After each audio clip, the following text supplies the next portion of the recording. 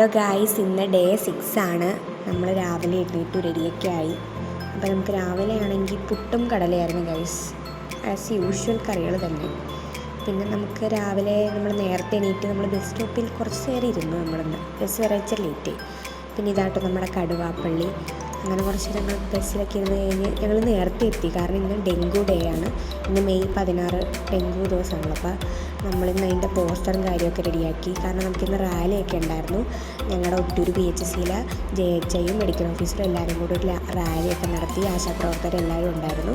പിന്നെ അതുകഴിഞ്ഞ് ഞങ്ങൾക്കൊരു ഓറിയൻറ്റേഷൻ, ഒരു ക്ലാസ് ഉണ്ടായിരുന്നു. മഴക്കാലത്ത് ഇതിനായിട്ടുള്ള പ്രതിരോധിക്കേണ്ട കാര്യങ്ങളെല്ലാം പറഞ്ഞൊക്കെ തന്നായിരുന്നു. നല്ലൊരു ക്ലാസ്സായിരുന്നു.